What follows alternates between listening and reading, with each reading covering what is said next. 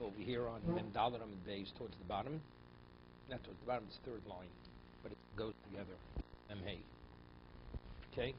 We discussed, until now we're discussing, the person goes and mafkir something. You declare something hefker, right? So everybody always held. According to the Chachamim, if you declare something hefker, 44b, it's ownerless immediately, correct? Ownerless immediately. Of course, hefker means it's no longer yours. Rabbi Yossi, the Gemara had said, as an opinion, when you declare something ownerless, it only means that a third party has a right to take it, like a gift, if I agree to give you a gift. So as long as I didn't retract the offer, you have a right to take possession of the gift. If I should choose to retract the offer before you take possession, you can no longer take the gift. You can't take possession.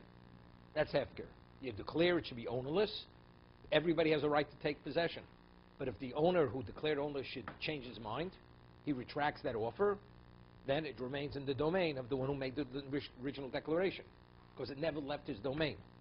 According to the Chacham, no. When you declare something ownerless, it's immediately ownerless.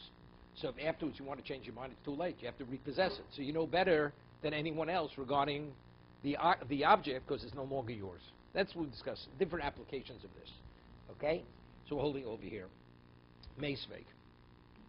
Hamafkir is karmo. Now, a person goes, we discussed earlier that if a person disowns a field, okay, and the harvest wasn't taken in yet, that harvest, you have to tithe it, you have to take truma, but one doesn't have to take meiser. Why don't you have to take meiser? Give 10% to the Levi, because the Torah says that why must you give meiser to the Levi? Because he has no portion in the land.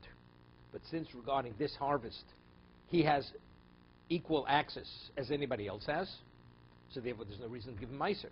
The only reason is because he's denied, he doesn't have produce, because he doesn't have a portion of the land.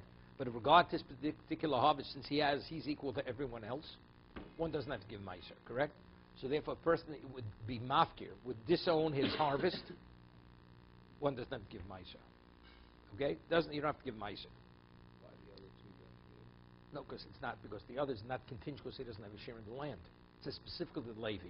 The Levi, the reason why he must give meiser because elo chelik v'nachli imoch, because he has no share and portion together with you. That's what it says. So it's something that he does have an equal portion, you don't have to give him the meiser. So if you declare your field hefker, he has an equal portion, therefore shvius. During Shemitah, where everything's ownerless, you have to take truma. You have to take truma. But meiser, nobody has to take meiser because the Levi has equal access to shvius, to Shemitah, as everyone else. Okay? That's what we discussed. So now that's interesting. Let's say a person, you have an ownerless field, and people, they harvest the field. Let's see, do you have to leave payah? Do you have to leave the corner of the field? You don't have to leave the corner of the field. If you pick your vineyard, a vineyard that's ownerless, and there are some grapes left or bunches left, normally you have to leave it for the poor. And if they want. No, but normally you have to leave it for the poor. But let's say a person, he has a vineyard, and a person declares his vineyard ownerless, and people pick it clean. And now the grapes left on the vineyard, certain clusters of grapes. Those clusters, the people picked it clean, so they have to leave it for the poor. The answer is no, because the poor could have come themselves. So now we're discussing this case. A person declares his own vineyard ownerless, his own field ownerless, and he's sincere, and it is ownerless. And now he goes and harvests it as anybody else. Does he have to leave a corner of the field himself? A third party goes, they don't have to leave the corner. But the owner, there's a special because the word the Torah writes tazov. Tazov, you must leave it over. Tazov, leave it. There's an extra word, tazov, left, that even if the owner should disown the field and he harvests it after he disowns it, so he's no different than a stranger, he has to leave the corner of the field for the poor. If he picks the vineyard, if there are any grapes or clusters left behind, he has to leave it for the poor. A third party picks it, doesn't have to leave anything, okay? What about meiser? For meiser, we don't have an extra pasuk. The tazo was written specifically for payah, for leaving over the gleanings. But for meiser, he doesn't have to take meiser, because meiser says, of course, the Levi has no share, it doesn't have a share. But since he has an equal share with everyone else, you don't. Okay, so that's the brisa. Hamafkir is karmo. Person disowns his vineyard. You have it? Third line on. Ulashachar amu botzro. Mornings he declared it ownless. In the morning he rises and he picks the vineyard. the vineyard, which originally was his, but when he's picking it, he's picking a vineyard that the grapes are ownerless. They're ownerless. He declared it ownerless. Chayev beferet ba'olos u'b'shikhu b'peyo. All the laws regarding, if you forget gleanings, he has to leave all that for the poor, even though it's hefker. However, potem in a meiser. But meiser, that he doesn't. Why? Because they said, because tazov, the extra word tazov is only written regarding the gleanings or the corner. But regarding meiser, there's no extra word. Therefore, since the Levi has an equal access, you don't have to give meiser. Okay? That's what it says. Somebody asked a question like this. Bishlom Ula, before we had a question how Ula understood the Chacham. The Rabbanon Ketoni law, the Raisa Ketoni law. According to Ula, according to the Chacham, the moment you declare something ownerless, it's out of your domain immediately. And the Brises we before said is going like the Chachamim. Okay, so it's good this. That regarding Meiser, since we reckon that we acknowledge the declaration of it's ownerless, you don't have to give Meiser. El Reish Lakish, should I put him in a Meiser? We said according to Reish Lakish, that he said it's going like, according to Reb Yossi, where you retain ownership. It only gives the third party a right to, what's his name? Because we had earlier, the first 3 days. Remember we said, person declares something ownerless.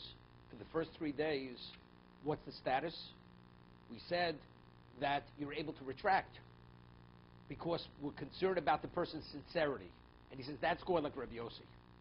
So according to him, it's he declares it at night, it should be ownerless. Next morning he goes, and we acknowledge the vineyard to be ownerless. Why? For 3 days, it should not have an ownerless status.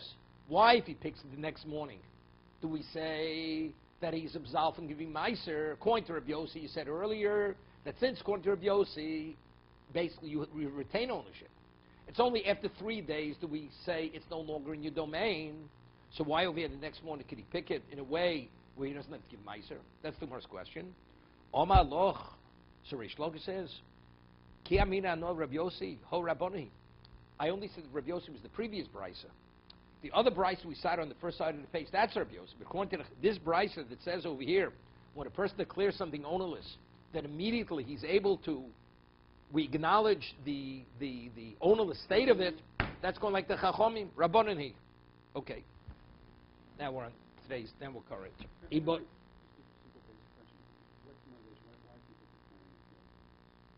He wants to give other people opportunity to take. Okay? Ibo Seimo. Now, the Gemara says something interesting. Very interesting. We'll see the Ran here. According to Rabbi Yossi, we said that if somebody declares something ownerless, it remains in the domain of the person until somebody else takes possession. It only means people have a right to take. So he wants to differentiate. Hod afke bampi trei. Hod afke bampi tloso. There's a difference if you declare something to be ownerless in the presence of 2 people, or you declare it to be ownerless in the presence of 3. What's the difference? The Omer Rabbi Yochanan mishum Rav Shimon Yotzodok. Kol hamafkir b'fnei shlosha havi hefkir. A person who declares something to be ownerless in the presence of 3, even Rabbi Yossi agrees, it leaves you the domain immediately. Why? Because when you declare it in the presence of 3, firstly, word gets out immediately. That means there's no question in anybody's mind the person is sincere about his declaration. Right? If somebody makes something public knowledge, everybody knows. Everybody's coming to take it. So if you went and you made something public knowledge in presence of 3, and it could be confirmed because you have 3 people. You have 2 witnesses, and you have a person who can take possession. Therefore, even Rabbi Yossi agrees, it leaves your domain immediately. What about if you declare in presence of 2? If you declare in presence of 2, so let's say one person would take possession. He could claim it's mine. He could always contest, the one who declared it to be owned could always contest that he never declared it to be ownerless. So you can't keep him to his word. So since you can't keep him to his word, therefore he's never sincere. When do we guarantee he's sincere? When you have 3. Because 3, you have witness, let's say you have 3. So you declare in presence of them, let's say one takes possession now, and then the one who declared it to be ownerless, he denies he ever declared it to be ownerless. Could he deny it? He can't deny it because you have 2 witnesses besides the one who took possession that he declared it to be ownerless. So if a man declares to be ownerless in presence of 3, he means what he's saying. Because he can't go back because we have witnesses who will testify that he declared to be ownerless. What if you have 2 witnesses? And you declare it in presence of 2, and one of the 2 takes possession. So the one who took possession, he can't testify that it was declared ownerless because he has a conflict of interest. So therefore, the possession could be now questioned. So because the one who declared owners knows that it could be contested, when he makes that declaration, he's never initially sincere in the declaration. Therefore, he could retract. You following? You following the rationale? Again. Let's say a person goes and forces you to sell something, and we know for a fact you were forced to sell it. So even to say, I agree, it should be yours. It's only words. Why is it only words? Because we know the intent wasn't there. A transfer of something without intent means nothing, correct? Intent is crucial to the act of transfer. If there's no intent, it doesn't transfer. Okay. When a person, to declare something ownless, it's not simple. I own something. Why should I declare it ownless? Why should I declare it ownless? Evidently, a question. But unless a person is bound to his word, we always question his sincerity. We question whether he really meant it. People say a lot of things. But let's say you declare it in a way where you can be held to your word. That means you can't go back. You can't go back on your word. So when you can't go back on your word, when you said it, we say you meant what you said. Because you can't go back. When can't you go back on your word? I mean, when can't you say that you never said it? You can test if you have no witnesses. But let's say you declared presence of two. And one of the two witnesses take possession of what he declared to be hefker. How many witnesses do you have? You only have one. So in that case, therefore, he could claim, so therefore, when he makes that declaration, presence of two, he was never sincere in the declaration. Yeah? He might have been sincere. He may, but unless he's definitely sincere, we say it's not a done deal. Because maybe he wasn't sincere. But let's say he makes the declaration presence of three. So and one would take possession. So you have two other witnesses who would say he did say it. So in that sense, when you make that kind of declaration, we say you definitely meant what you said. Because then you're going to be bound to your word. So that's how he's different. The previous Bryce that we said within 3 days you could retract, that's speaking where he made the declaration presence of two. So since the presence of two, it's like a gift. Rabbi Yossi, it's like a gift. What's a gift? That means until I retract, you have a right to take possession. As long as I don't say you can't take possession. But what happens if you're in the presence of three? Then I can never retract. Because immediately, the moment that I made the declaration, already I'm bound to the declaration. Because you have two witnesses plus one. That's what the Gemara is saying now. You got it? No, it's a simple question of witnesses. Do they have to be some in advance of, say, what your witnesses to this? No. Three people sitting around you. They just happened to... They just happened But to he was aware. around. He was aware that three people were aware of his declaration. Let's say he... It wasn't just... No. He had to be because the question here is intent. He's aware what's in his surroundings. He didn't have to designate them, but he's aware that somebody's listening to what he has to say. Okay.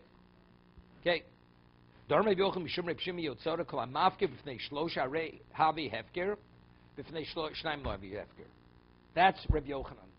Okay. Reb Shuben Levi Omar Dvar Torah fil be'echor havi hefker. On a Torah level, we say there's sufficient sincerity that a man declares something to be hefker, immediately leaves your domain. Yeah? So why do you need three? If on a Torah level you're supposed to have three, why do we say one is sufficient? Why do you need three? You know why? Because it makes it less complicated. Because if you don't have three, what happens afterwards? The one who declared it to be hefker, he can contest it. He says, I never. It was mine, and it's still mine. And the only one who knows about it is the one who said it. Right. And So it's your word against. I have a chazokah. One against one. It's one against one. So therefore, so rabbinically, you have to have three. So there's a question which is asked. Tosa asked the question. When we do bittul chametz, after we do bedika, we say it should be ownerless to chametz. Who's there? You're the only one there. So according to Gemara here, rabbinically, you need three. You need three people. So how does a person do bittul after we do the bedika, which is declaring it to be ownerless? Nobody's there. No, at night. We're talking about at night. No. If it has to leave your domain, otherwise you have a problem. The person has a problem.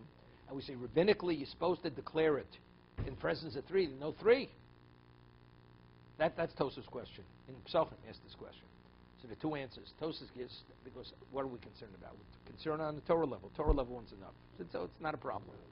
The other answer is very simple. If you're not sincere when you declare it, right? What's the consequence of that? You can be in violation of possessing chometz. So in that, we're talking bedika. Your bedika afterwards we do bittul, which is a declaration of that it's own. It should be like dust. It should be ownerless. If a person is not sincere in that, what did he gain? He only gained the problem. Because if it's his chometz, he can't benefit from it. No, he not only is he in violation, after Pesach he's not permitted to benefit from that chometz. See, there's no gain. So you would say with certainty, anyone who makes that declaration, he means what he says. The man is not going back on his word there. In regard to any other context, the declaration of ownerless, somebody's ownerless, what do you mean? I'm giving up something. Here, the giving up is a gain. It's not a loss. If you don't give it up, you're going to have the loss. That's the answer. That's the other answer which is given.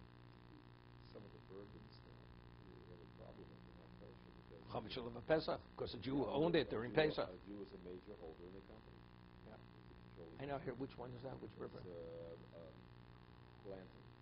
I know. I heard it. Yeah, Blanton is. You can't now. It's no good. Breckenridge is still good. Breckenridge is good. You realize, but if you come from North Carolina, it's a problem. If you don't come, you don't drink bourbon. Yeah. But now, since they're banning the Confederate flag, this bourbon they're banning anyway. So it's going to be a government ordinance. You're not supposed to drink that kind of bourbon. In the United States today, Bourbon bourbon is selling more than scotch. Okay. Yeah. Bourbon has replaced Look, scotch. they said, Except in the shuls, where Kiddush. Look, you got a nation of alcoholics. What are you supposed to do? Exactly. They'll drink anything. That's what this country's turning into. Okay. They call Alcoholics Anonymous. It's all becoming anonymous. Okay. So we had the Ran's a very interesting Ran, La Halacha. That's why you don't say it. You got to say it not before 1 or 2. You got to say it before 3. Otherwise, it's anonymous with 1 and 2 because they can deny it. Exactly. Now here, there's one witness at Torah level. It's very clear. But what if does that exclude the person who's a witness to possession of it after right after? No. Rabbi Shua says afilu be'echad. When he says afilu be'echad, even if nobody's there, nobody's there. I say something's on with my chometz. I say something is hefker. My chometz is ownerless. You're the only one in the room, right? You did the bedika yourself. Afterwards, you read the declaration off the piece of paper. I must have misunderstood because I thought you said that was a special case. But why? But if you can't use it after. I understand that. But the other answer, which is given, no, because on the Torah level, you don't need anybody there. Right? So it's only rabbinical to avoid all kinds of problems. Otherwise, you have problems. I do it if there's one witness of the possession. Right, between the two of them. Okay, so over here, let's see, there's a Ran. Take just a moment. Because La Halachi, see, according to Rabbi Yochanan, Rabbi Yochanan says, name Rabbi Shimon Tzadok, he, according to him, unless you have 3, we say a person's not sincere. That's on the Torah level. It's not hefker. So the Ran says, halachically, if there's no to Rabbi Yochanan, Rabbi Shua ben Levi, we would like Rabbi Shua ben Levi. See, there's an argument over here. What do you need 3? Is 3 on a Torah level or is 3 on a rabbinic level? Rabbi Yochanan says it's on a Torah level. Because unless a person can be held to his word, he doesn't have sufficient sincerity. Rabbi Shua ben Levi says no, on a Torah level it's enough. It's only to avoid problems. But on a Torah level, a declaration even by yourself, present once good enough. Okay? We rule like Rabbi Shua ben Levi. Okay? Let's see the Ran over here.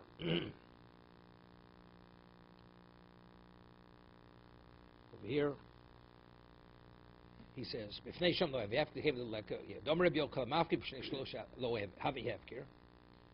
says, a person who declares something ownerless in the presence of 3, it's after, because the type of declaration, everybody's aware of that declaration. The cave with leka kolo, that's very important. Since word doesn't get out, when you have 3 is always, like for instance, the Gemara says about Basra, if somebody takes possession of somebody's field, so the owner is elsewhere, he has to make a protest. And in presence, how many people does he have protest? Presence of 3. Because we say that Chavra Yisrael, your friend has a friend and his friend has a friend, word travels. But when does word travel? If something is stated in a public setting, word will travel. So how many people do you have to make the declaration of protest? 3 people. So that's what he's saying. When you have 3 kola, there's a word goes out. Adaiti ditu v'luchud afgarei v'dami l'matona. Yeah, kevin leka kolo. Kaini or the Perush the Shemaitz called the Yishkama. Okay, now he says, "V'chach sudya kuli l'adaiti bekor time Rabbi Yosef b'shem d'ksav hefke matona asher Rabbi Yochanan Amahochi tois kevin shkin l'maskon." So according to the conclusion, the adchio lo kal hachsugin aktin Perush the Braita mafke sadeu mukmed l'geula rabbanon Rabbi Yosef Nami. Now, according to the conclusion, if you remember the Mishnah says if you have a person who said, "I will not benefit from you," and now the man has nothing. The man who made the netter, he doesn't have any food. So what does it say in the Mishnah? If they're traveling together, the party who has the food should declare it ownerless, put it on a stone, and the one who made the netter, he's permitted to take it. Rabbi Yosef says, no, it's not permitted. So what was the conclusion of the Gemara? Because of Matnas Beis Choron. Because there was a story, a man's father said he will not benefit from his son, and he was making a wedding for his daughter.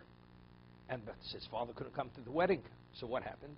So he went to a third party. He says, I want to gift you all the food of the wedding because I want my father to be able to come. So when they gave the gift to the party, the man says, something? So if it's mine, I'm consecrating everything. That was the end of the wedding. The man says, but I never meant it. I never meant that you should consecrate it. So because of that incident, when a person goes and he declares something ownerless in a certain circumstance, we question what his sincerity is. Here he wants the man to have food. But maybe when he says it's ownerless, he doesn't really mean it's ownerless, because he knows the man is not going to eat it unless he says it's ownerless. But maybe he's still retaining ownership. And if he's retaining ownership, if the man is going to eat it, he's going to be in violation of his netter. Therefore, Rabbi Yossi says, because we question his sincerity, Hefker Rabbi Yossi, according to the conclusion, is he's not arguing with the Chachamim. The moment you declare something ownerless, it's ownerless. But in the Mishnah, what's the argument? Do we trust the man's sincerity? Chacham said we trust it. We trust it. That case of Matnas Beis Choron with the story with the wedding, that was a unique case. But in an ordinary case, two people, one person needs food, and somebody says it's ownerless. We trust his sincerity. It's ownerless, therefore it's not a question. He's able to benefit from it. Rabbi Yossi says no. Well, linyan halacha. Now, what about this new argument? To make something ownerless, how many people do you have to declare it? In presence of 3, is it a doraisa drabana? Linyan halacha. We were like the Omad Dvar Torah Afilu Be'echor Habi Hefker Umatama B'Shlosha. What do you need? 3 Kadei She'echad Zocha V'Shnayim Meidim Hilkach Midivri Sofrim Ein Hefker Achiyaf B'Fnei Shlosha. Therefore, rabbinically, unless a person makes a declaration in the presence of 3, rabbinically, it's not a valid Hefker. But on Torah level, it's valid. So that's why by Chometz, really, what do you have to? If you're ready with Bodek, you searched it out. What do you have to? It's rabbinical. It's to make sure. It's like an extra precaution. So that you do bittul after the bdika, that's not a Torah law. It's a rabbinic law. So rabbinic law, you can rely on the Torah law that hefker without 3 is good enough. That's what Tosas answers in Psochim. That if you would need hefker on a Torah level, you'd have to do bittul in the presence of 3.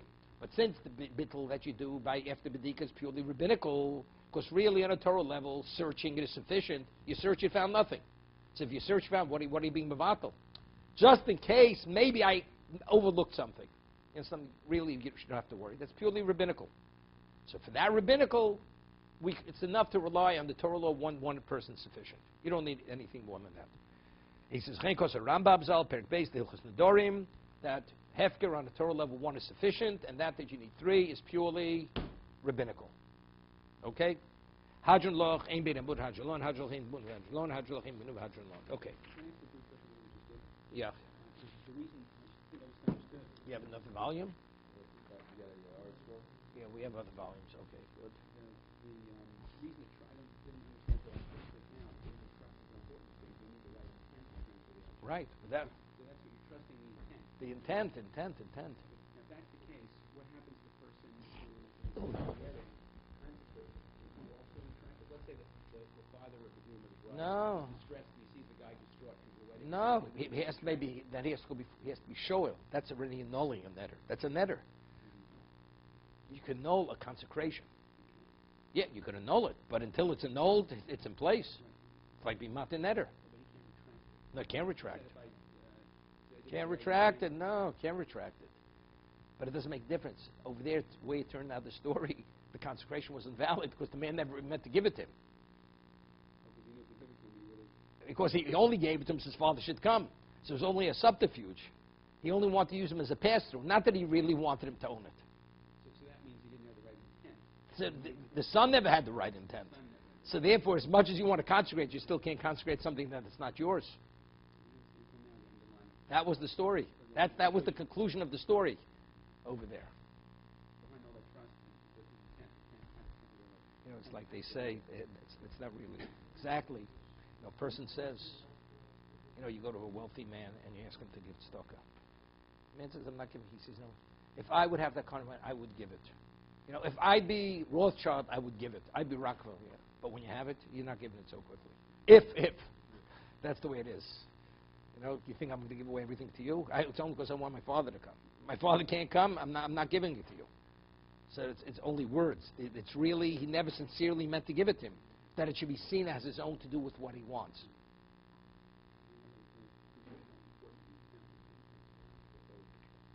That's why we rule halacha. Albert, we rule halacha. A person is forced to sell something under duress. Under duress. A person is forced to sell something under duress. Signs the contract, witness, and the way it seems, he's agreeable. He consents. But he made a declaration before he signed, whatever I will do, it's under duress. I'm telling you, I really don't mean what I'm saying. So even though the word said what he said, but since we know the intent is not there, it has no value whatsoever. Because we know clearly that the intent wasn't there. Although it seemed, it doesn't make a difference. Man's threatened with his life. You know, either sign it over or we're going to kill you.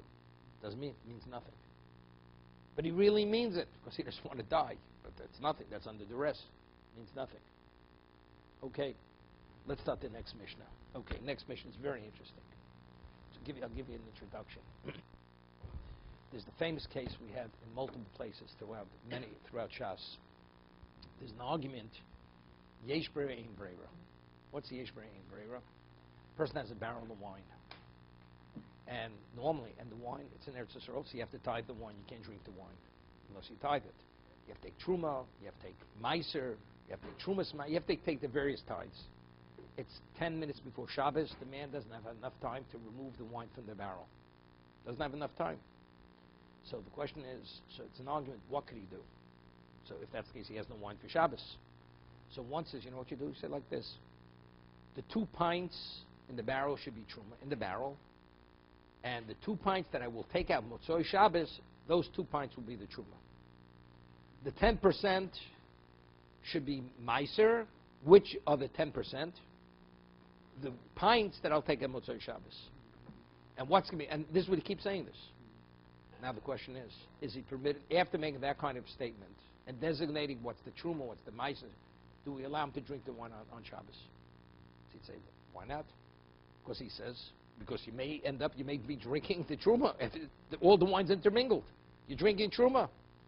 But you can't be drinking Truma, because what did he say? He said that with the Truma is the 2 pints I'm taking out Motzoi Shabbos. So if it's 2 pints I'm taking, that means I evidently had to drink it. Because I designate which 2 pints of the Truma, the 2 I'm taking out Motzoi Shabbos. The question, is that a valid tithing? So it's a machlokas. Among the Tanoim. If you're of the position Yesh Breiro, that means you could determine something later to reveal what it was initially. So then you could drink the wine. So where's the Truma? The 2 pints I'm taking on Motzei Shabbos. Even though now you don't know where they are. To be revealed.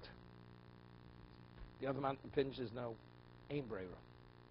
That unless you know what you're affecting, you're not affecting anything. Today, at the time that you're affecting the Truma, do you know where the Truma is? You don't know where the Truma is.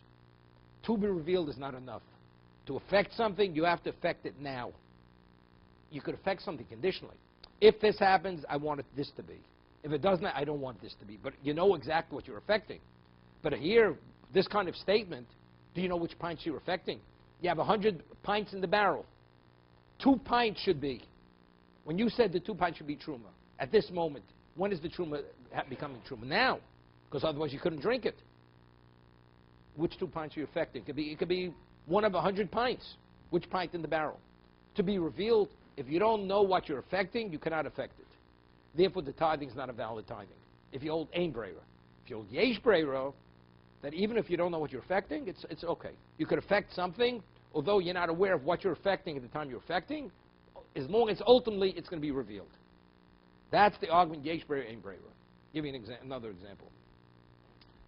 The Gemara says a person, Shabbos and Yom Tov, you're not permitted to go beyond the Tchum. Right? You have 2,000 amos outside of the city limits. That's the maximum. Right? You're not permitted. Let's say a person wants to go beyond the Tchum. So he could do what we call Erev Tchumen. He takes food and he puts it at the 2,000 amma mark, and where that food is, he can extend it an additional 2,000 amos. But when you extend it, let's say to the north, 2,000 amos, you've given up the distance to the south. You cannot walk out of the city even as much as an inch on the southern side, because you've already utilized the full 2,000 to the south, because you extended to the north that amount of distance. That's called Erev Tchumen. Okay? So now, just give you some background. It's Mishnah Deya. Yom Tov comes, you want to borrow, and you're a guest, it rains, you want to borrow my coat. So when Yom Tov began, and I already set it Erev Tchumen to extend the north 2,000 amos. You're my guest, came for Yom Tov. Now you want to go home, and I want to lend you my coat. But you're going to go beyond 2,000 amos. You're going to go to the south, wearing my coat. You can't take my coat. Because any article of clothing or object which identifies with the owner is locked into the tchum of the owner. So if the owner, he's already given up everything to the south, so the one who wants to lend his garment to can't go to the south, because the garment identifies with the owner. You understand? It's called karagle. It's like the legs of the one who owns it. That's how you identify the article or the vessels. Okay? Listen to the story. Two people buy an animal. Partnership. They buy a barrel of wine. They buy a barrel of wine. We're partners. 100 gallons, 50 gallons for you, 50 gallons for me. We'll divide tomorrow after the Kiddush. And you take half the barrel. You take it home, I'll take the other half barrel home. And you have the exact same scenario. One made a tchum to the south, one made a tchum to the north. So seemingly, if you hold yesh breira, so when they divided, did each one know which half of the barrel this is? Nobody knew which barrel this is. To be determined. That's exactly it, except it's not true Maisa. To be determined. They divided, so the question is, could each person take his half to where he could go, or do we say, I'm concerned, no, because since we own everything together, so therefore it's locked into both of our tchum, we can't go in either direction. So we rule halacha, since tchum is only rabbinical, it's only rabbinical, on a rabbinical level, we rule yesh breira. Although it's unclear what you're affecting, we rule that it's valid. It's a valid division. So good. When I'm dealing with neder is a doraisa. When I'm dealing with truma and maisa, that's tevel, that's a doraisa. So we rule regarding Torah laws, we rule ein breira. Regarding rabbinic laws, we rule yesh breira. Okay, so in terms of dividing the barrel of the wine, it's not a problem. Of course, it's only tchum is rabbinical. But let's say you'd have a case of truma. The case of truma, you can't drink the wine, because there's a question. You're drinking tevel, you're drinking untithed wine, you're not permitted. Okay, and that's taloch. That's the way we rule. The Gemara at the end of Beya, doraisa ein breira, d'rabbanan yesh breira. All situations. Okay, that's the way we rule. But we're going to have a problem with this Mishnah. That's why I'm giving it as an introduction. In cases like this, two people buy a field, a courtyard. A courtyard to be divisible. To be divisible, you have to have minimally 8 amos in the courtyard. A person, for his function, needs minimally 4 amos. You need 4 cubits per person. They buy a courtyard that has 6 amos. So a courtyard it's not divisible, this courtyard. Okay, after they buy the courtyard, Reuven says to Shimon, you're not permitted to enter into my domain. Makes a netter. Yeah? You cannot, he says, you cannot benefit from me. So when Shimon hears Reuven say, he says, you know something? You can't benefit from me either. So the question, could either of them step into that courtyard? So when they bought the courtyard initially, they understood they can't use it simultaneously. Right? Because it's not large enough for both of them, because you need minimally 8. So what was the intent? To be determined. You'll use it on Sunday, I'll use it on Monday. Or you use it the first 8 hours a day, I'll use the second 8 hours a day. So if you're of the opinion, yesh breira, and we're dealing with the rice. This neder, right? This is a neder. So what should the halacha be? You can't. You can't. Neither could use the courtyard, right? Because what will be determined later means nothing, right? Means nothing. Each of them owns 100% of the usage of the courtyard. Of course, the original intent, we will divide, means nothing. Because we're dealing with Daraisa. Yeah, we're going to see, we rule in this Mishnah that each one, whatever it's going to be determined, when each one's going to use it, they could use it at that particular time. So here we're talking about Neder. Neder is no different than Truma. It's a Daraisa. And here we rule Yesh Breira. You understand? That's the difficulty. So the Ran, we'll see, it's a very big Ran. You see, there's only three lines in the Mishnah. But there's a big Ran here. So the Ran says this principle, very interesting principle. When we deal with, let's say, a barrel, 100 gallons of wine in a barrel, 100 pints, I say 2 of the pints should be Truma. So what do you say? Which 2 pints? To be determined. Motzei Shabbos. So we said a principle, you cannot affect something unless you know what you're affecting. Correct? Do you know what you're affecting? It could be there are another 98 gallons besides those 2. It's meaningless. It's nothing. You accomplish nothing. You're totally ineffective. If you have a courtyard indivisible, and I said, which courtyard do I have a right to? It's this courtyard. It's an indivisible courtyard. So when I'm affecting, do I know what I'm affecting? Yes, sir, you know what you're affecting. This courtyard. We're just talking about time sharing. See, if it would be courtyard, it would be 8 amos, and we're going to divide it. Half is yours, half is mine. That would be the equivalent of the barrel of wine. You don't know which half is mine, which half is yours. Here's the whole thing. It's just a question, when are you going to use it?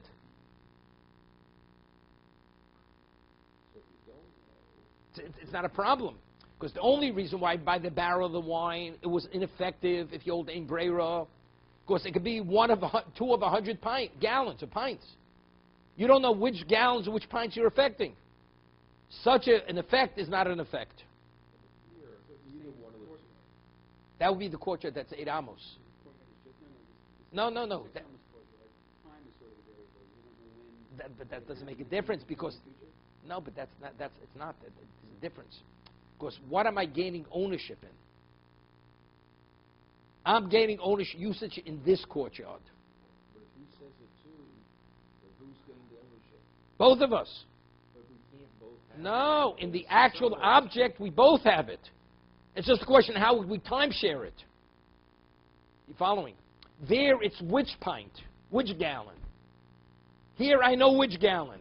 Just don't know when. You don't know when. That's not a problem. If it's a question of object, that is a problem. Here, what I'm affecting, I know what I'm affecting. I have ownership in this, you have ownership in it. Now it's a question of time sharing. When are we going to use it? That's not a problem. To be determined. We both own the courtyard. Time can be determined, but not the act. No, because it's a concept in acquisition.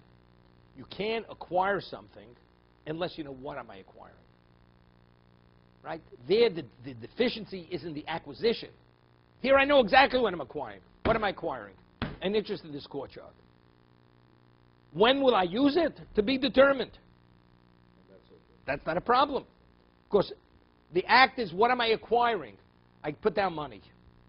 I put down money to use this courtyard 100% when we determine that I will have that time usage. Which courtyard? This courtyard. The other man says, this courtyard. When I deal with the wine, which gallon are you affecting? You don't even know what you're affecting. To be determined is not good enough. When you affect it, you have to know exactly what you're affecting at that moment. That's the difference. So therefore, that's what the Ran explains. So therefore, it's not a contradiction.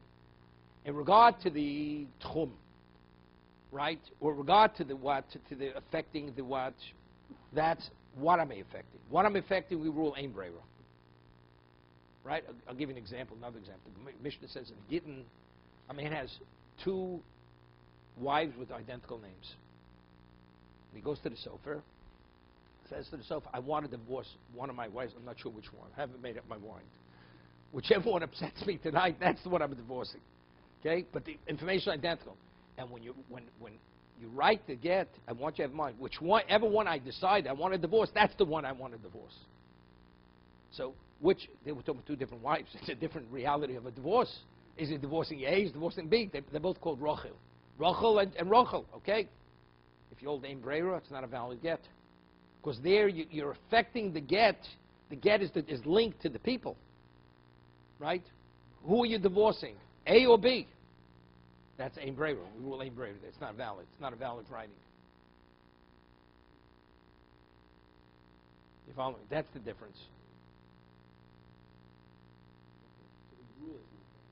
By get, because get is like the wine. Which wife am I divorcing? Am I divorcing A or B?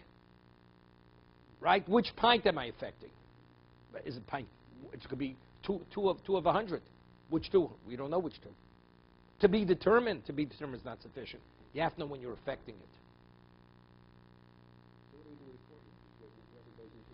No, so whenever it will be determined, whenever we determine the time sharing, that means initially the intent was, when you use it, it's yours. When I use it, it's mine. You use it Sunday, I use it Monday.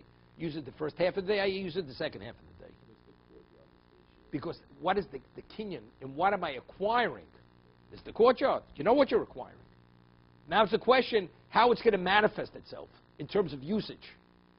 But the object that I'm acquiring is definitely the courtyard. But that was the original agreement. They have to do that. Otherwise, it's not usable. They didn't buy it to rent out. If they bought it to lease out, it's not a problem. They share the profits. Right? That's easy. But here, they bought it for themselves for their own personal usage. Therefore, the Mishnah is going to say, so therefore, let's say they have this arrangement, and you want to keep your oven in there. You can't keep your oven in there, because the oven is a permanent fixture. So therefore, you're going to use it on Monday, but if your oven is Sunday, that means your oven is in the person's domain, that you're not permitted to benefit from his domain. No, unless it's the same, you make the same deal with the oven. The oven's yours. No, we're talking about the oven belongs to one, not to the other. So that means you're using the other person's domain as storage location. You're benefiting, you're not permitted. No, I'm just, if he didn't. We're talking about he didn't. He didn't. Okay, that's the Mishnah. Okay? So I made it, it's easy. Now you just have to read the Mishnah now. Hashutfin, Hashutofin. People are partners. Shenodru hanoz zemizeh. Each one says, Reuben says, you can't benefit from me. Shimon says, you can't benefit from me. Asurin likonis lechotzer. They're not even permitted to walk into the courtyard. We had earlier, if drisas haregel, if walking through a location, like as an easement, is that called benefit? Do we say since people don't value that, that's not called benefit? So it was never included in the neder? Where there's earlier, we rule halacha that even something which is not valued by society, but factually, if it's a convenience, that's called a benefit. So therefore, it's included in the neder. It's called vitor. We had it earlier. Vitor. Some of the people normally overlook. I'll give you an example. We had earlier. When you buy, I say, I will not benefit from a certain person. Am I permitted to buy a pound of apples from him? You can buy, because you can, because you're paying for it. He's not benefiting me. What is he benefiting? Whatever he gives me, I'm paying for. You can buy. What about normally when the seller sells the apples, he always throws in a few extra. That's the way, a pound always means an additional ounce. Right? So it's a machlokas. If you say that something which is inconsequential is seen, that's called a pound. Even though he made a netter, I could take 17 ounces. I could take 17 ounces. But with 17 ounces a pound, the other one says no. A pound is a pound. Anything more than that, that's called benefit. Therefore, you can't take it. We rule halacha that anything, although it's not valued as an extra, that's called benefit. So here, two people, they said, although walking, using something as an easement, we don't see that, people don't value that as benefit, but since based on your net, he said, you cannot benefit from me, reality, it is a benefit. That convenience is benefit. The man cannot go into the courtyard. So neither person could walk into the courtyard at any time, right? Ashur tofim shenoz zebizeh asur likonis lechotzer. Reb Lezman Yaakov no ze nichnas toch shelo ze nichnas toch shelo. Each one, when he has usage of the courtyard, he could walk into the courtyard when it's his. And Shimon walks, let's say Sunday it's Reuven's, Reuven can walk in on Sunday. Monday it's Shimon can walk. But Shimon can't walk on Sunday, which is Reuven's, and Reuven can't walk on a Monday because it's Shimon's. But in each person's own time usage, He can walk into the courtyard. Okay? That's the Mishnah. However, Ushneim Asur Lahamid Rechaim V'Tanur. That's the person who wants to set up a millstone there. And you can't move a millstone in and out every day. You understand? So that's going to become a permanent fixture that you can't do. Why? Because that means that I'm benefiting. Because leaving my millstone there or my oven, I'm leaving the other person's domain. So I'm using the storage location, the other person's domain, that I'm not permitted to do. Even Rabbi Eliezer ben Yaakov agrees you can't do that. You following, Albert? Okay? Ulgadol Targolim, the person lets his chickens run around there, right? But one day you have the chickens there, next day he leaves his chickens there the whole week. And they peck around, they walk around.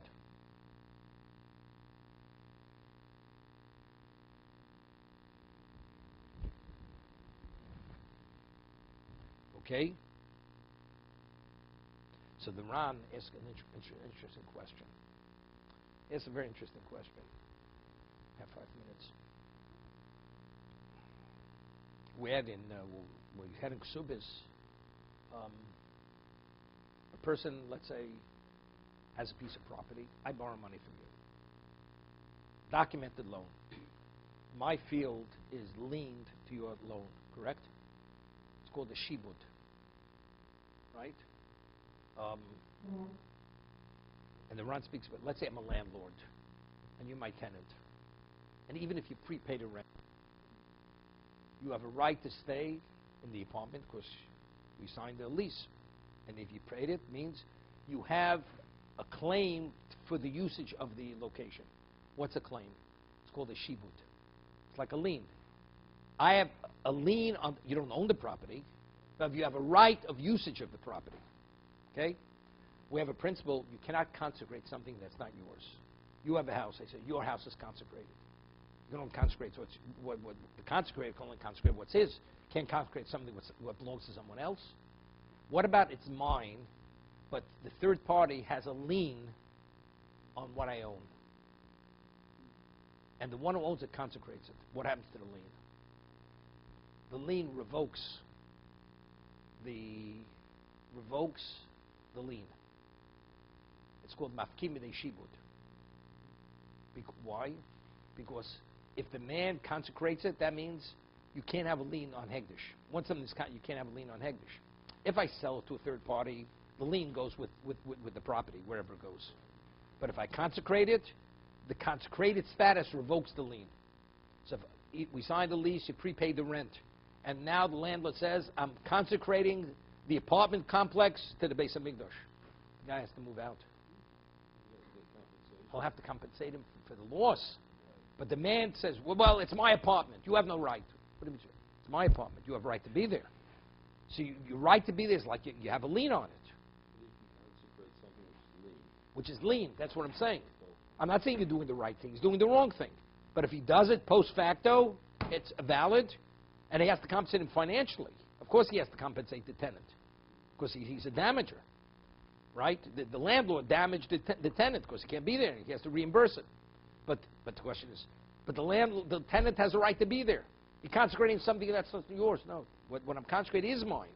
You only have a right in that, right? That's how so that's the case of the Mishnah. We purchase a courtyard that's indivisible.